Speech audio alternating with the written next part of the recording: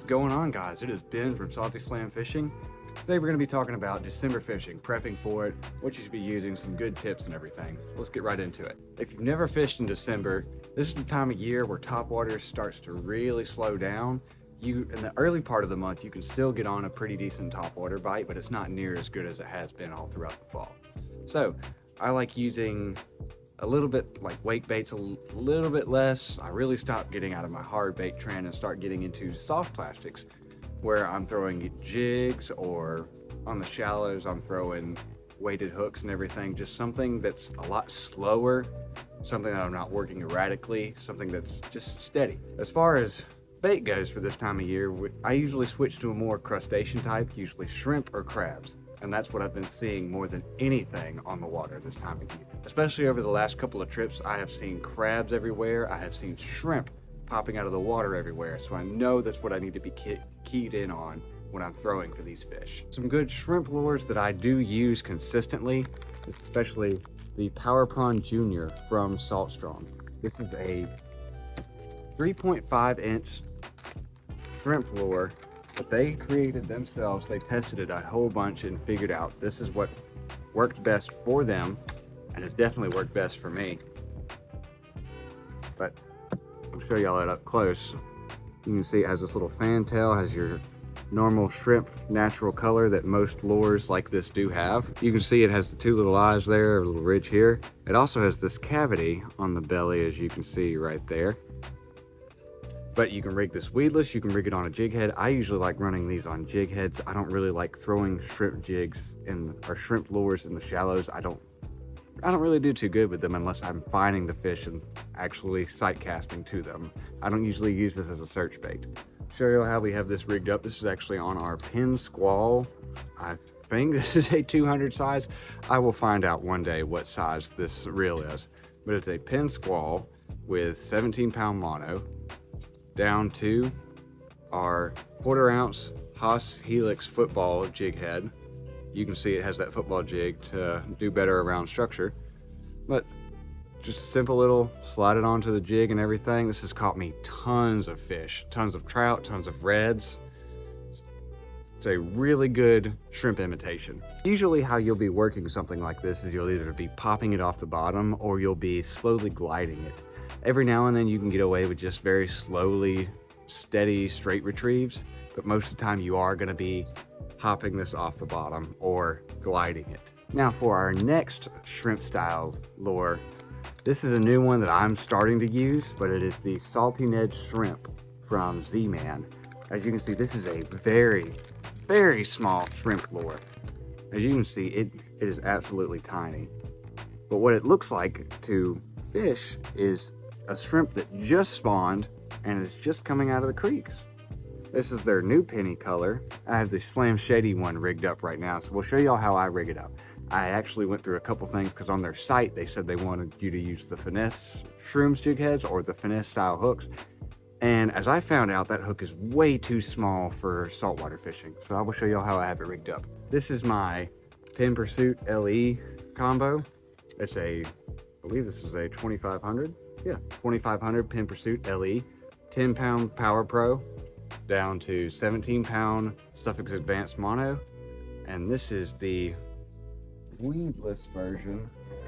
I will find out the name and put it right here for y'all, what the actual name of these jig heads are. But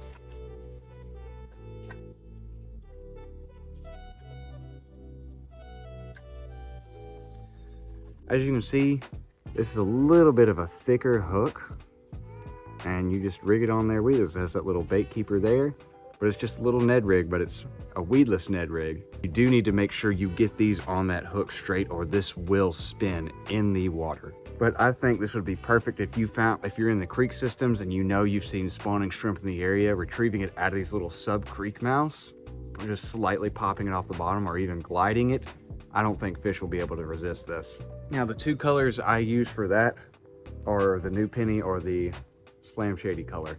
They do have one called Root Beer Gold, which also looks very good, but these are the two colors we have right now. Sticking on to the crustacean trend, we're gonna get into crabs. Now, there are tons of crab imitation lures out there, And in my opinion, the best one on the market right now is the kicker crabs from Z-Man. As y'all can see, there's a trend going on where I really like Z-Mans. But this is as you can see, we'll actually bring this out for y'all. We have it pre-rigged up here on the Origin Halo combo. This is what it looks like all rigged up. This is a 1/8 ounce snake locks jig head. Weedless, almost like it's literally just like the Texas eye. The only difference is it doesn't have that little eye on there. So, as you can see, it acts like a crab running off. Most of the time when you see crabs in the water, if they're running away from something, they're not running forward with their body or backwards. They're usually running sideways. And that imitates this perfectly. This can even sit still in the water and has its own action due to Z-Man's buoyancy, which is what I've actually used in a past trip to get redfish to commit and actually eat. But this is a amazing crab imitation for this time of year. You can retrieve it slow and steady. You can glide it off the bottom. I like the slow and steady retrieve. I believe this color is the best, the deal. To me, it imitates a blue crab the best, which is what we have around here in this area more than anything. Now, if you're in other areas where you have more mud crabs or more gray crabs, whatever, but for south along the Gulf Coast of Mississippi, Alabama, Louisiana, to me, this is the best color.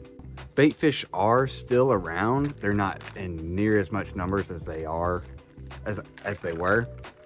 If I do see a lot of bait fish hanging around, I usually will throw something like the Minnow Z from Z-Man. This is their Slam Shady color. We do throw other colors, but that is what we brought out for y'all to see. As you can see, this is the reason I throw this one is it lasts a lot longer than most. What I usually throw it on is like an 1/8 ounce Texas eye or trout eye jig heads, especially this time of year. Throwing it on a 1/4 ounce is just too heavy and you have to move it too fast through the water. Unless you're in deeper water, then it could work then. We also have here our Gold Diggers 2.0s. The 2.0 series are still working pretty good this time of year. As you can see, we have it rigged up on a trout eye, 1/8 ounce trout eye right now. To me, I like using these this time of year over the Z-Man Minnow Zs because I can get away with throwing lighter weight and it throws still decently far. The Z-Man doesn't really throw that far on your lighter weights, simply because the plastic is just so buoyant, has more air in it than anything. But as this color works better in dark conditions, I've been starting to like this color a lot more than brighter colors this time of year. For some reason, the fish just seem to be more keyed in on these darker colors right now. You can either jig this off the bottom, bouncing it, or you can straight retrieve it. You can glide it. That's what I love about paddle tails, is they're so versatile. There's so many ways you can use them. We still are using flukes this time of year, our jerk shads, whatever you want to call them. This is the Hoodwink from Southern Salt Bait Co., as many of you know and love and use. This is a great lure. You can rig this weedless, going shallow on the flats. I've used it on the double rig. It still works very good. You can rig this on jig heads, either 1/8 ounce or 1/4 ounce. He does make his own jig heads. They are the screwball jig heads from Southern Salt Bait Co. I usually use these on trout eyes because I don't really like dealing with screw jig heads. But I throw those in the creek systems and sometimes along docks. As long as there are docks in the creek systems, that's where I'm mainly focused at with these. We still do throw bigger profiles. Really, I'd stick away from bigger profiles unless it is windy days. And usually that's on the worst possible condition days. But this is the Mulligan from Salt Strong. This is their Gold Digger color. And when I would be throwing this is when it's just a little bit more choppier than what I would like to throw my smaller profiles at. So I'm trying to get more of a presentation in the water that actually the fish can key in on a little bit better. So I usually rig this either weedless with the 3/0 1/8 ounce Haas Helix hooks. It's pretty easy to use, same as your other paddle tails. You can retrieve it straight, jig it off the bottom, whatever you need to do to get it to work. Here's where the fun lures start to come in. This is the Slick. This is the Slick from Pure Flats Bait Company. This is their Bobcat color, but this is just, I use this, I don't specifically when I am targeting speckled trout, mainly bigger speckled trout. This is really good in your river systems, your creek systems. They have hooks designed specifically for this. We'll actually show y'all. This is the Owner Beast hooks. Now, what you would do to rig this up, we'll show y'all real quick, because you got a little guide pin right there. So what you're gonna do is take it and get it right in the center right there, and just twist it around. Get it right about there, so it's good. Twist it one more time so we have the belly on the bottom, and just get it out right around there. Boom, rigged up just like that. This is their weighted hook version. They do have a weedless version where you can rig this where it stays a little bit closer to the surface. This time of year I usually like it for where it sinks more, but I'm throwing this in the middle of channels and in the middle of the creeks, just twitching it through the middle of the creek, trying to find those trout. This is an excellent twitch bait. I have not tried it too much, and I wish I would have this year. I tried it at the very beginning of this year when it was cold, and we're about to try it again at this season. I think this is an excellent trout bait as it gets colder and colder. Now, as far as where I am fishing this time of year, like I said earlier, we're gonna be fishing a lot in the creeks and the rivers. The fish just are going farther back this time of year. They're not in the same spots they were in the summer. You can't fish out front in the winter and expect to catch near as much fish as you did in the summer. So, what I've been doing a lot this year is going way back in the rivers, exploring areas that I really hadn't been in before. We've been in a couple lakes back there, a couple ponds, I guess is what you would call them, and been finding a whole lot of redfish and a whole lot of trout back there. We've been finding some deep holes that are holding white trout, specks, and sadly hardheads, but that's just to come with it. But we've been having really a whole lot more luck targeting these way back in the bayou creeks and river systems. So I would mainly be fishing, if you're fishing at the front of these creeks, I would start pushing farther back until you found the fish. Now you can start at the mouth, fish there a little bit, see if maybe there's a couple fish there or more fish there. It all depends on the temperature of the water right now. So if the water is colder, like it started this past weekend, it was in the low 50s, or it was really in the 50s, which is very cold for around here, which is why I was so far back. So I would really start focusing on your farther back spots. If you have never fished that far back, like I said, start at these creek mouths and just slowly work your way up through them until you start finding feeding activity. That'll tell you exactly where you need to fish, and you should be able to get on a pretty good bite, even if it takes you a while to get back there. As long as you're trying to figure out constantly where they are, or even if you hear more feeding activity in the back, I would go further back first until you've heard it closer to you or you started actually seeing it. I'm really not too focused on docks this time of year. I will fish them if they are deep water docks. So the shallow docks don't really hold a lot of heat. They're more of like, because they're shaded, they're not really holding heat. They're actually keeping heat away from them. Unless they are, like I said, deep water docks, it is not really worth it for me to fish that dock because it's just keeping the area cold around it. Focus mainly on your soft bottoms, that like your muddy soft bottoms that hold heat, oyster beds, rocks, underwater structure, not docks, because like I said, they shade the area around them, make the water colder. You could, like I said, just focus on the deep water docks because those get down deep enough that there's got to be a soft there. Hopefully there's a bottom down there that's holding heat. I have pulled fish off of docks this time of year on these deeper ones. I don't really fish the shallow ones. As when to fish these areas, in the creeks, I would really only target them on the outgoing tide, as you can go into them and start fishing automatically as you're going into it. I fish only on the weekends. I'm a weekend warrior. It's what I do. I work during the week. But on the incoming tide weekends, I usually will devote either to sheep's head fishing or we'll go up in the rivers and find some lakes and fish up in there. That is the best time that I've found to fish those systems versus the creeks outgoing. This time of year, the water should start murkying up a little bit more, but we haven't had too much rain. We've still been in an insane drought. We've had a good bit of rain, but it hasn't murkied up the water like it usually does. So I would really size down on your lines a lot. I use 10-pound braid and 20-pound mono leader a lot of times. Or on my other setup, I have 10-pound braid and 17-pound mono leader.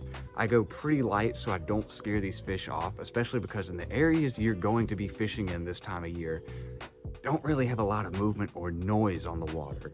So you have to be super quiet, super stealthy. It's almost annoying to fish in these areas because of how easily you can spook these fish. Just over this past trip, I was really seeing tons and tons of redfish, but by the time I saw them, they had already seen me, made me, and took off. It was extremely frustrating, but the water was so clear, it was so calm there, that even me making the slightest noise scared them off. So just keep in mind all that. Speckled trout fishing is about to pick up a whole lot. They're finally starting to make their way back to the creeks and the bayous and the back of the bayous. It has taken them forever to get back there. But the reds are very much already back in their winter spots. There's probably still a couple stragglers hanging out towards the middle of the bayous and everything, but I do think they've made their main push. Flounder, you're not really gonna see too much this time of year. A lot of them have made their way out. There might be a couple of stragglers still hanging out in the bayous. As I found out with floundering, you will find big flounder this time of year, but it's rare that you find them. It's every now and then. As they, like I said, a lot of them have pushed offshore for their spawning. Sheep's head have very much moved in. Now, when I like to target them is when the tide's stagnant. And usually that's on the low end of the tide because that's the only time I can catch it on the weekend. So what I'm doing is I'm going out on your incoming tide weekends because it usually starts off in the morning with a stagnant tide. And what I'll do is I'll go target like your pilings, your industrial pilings, anything that is just covered and coated with barnacles. Now, I'm still trying to figure out the trend on them. I've only fished for them once this year, but I did find them more in deeper water. And we'll have a video up on that soon after this of that trip. But like I said, the two baits I use for them, I don't ever really use lures for them. We're gonna start experimenting and trying to catch them on lures, but I mainly use live fiddler crabs and live shrimp with them.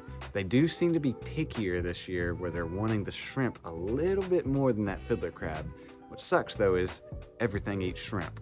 So you're gonna be dealing with a lot of bait fish that are probably gonna be picking you clean. But that covers pretty much every species I target this time of year, when I go for them, why I go for them, how I go for them and everything.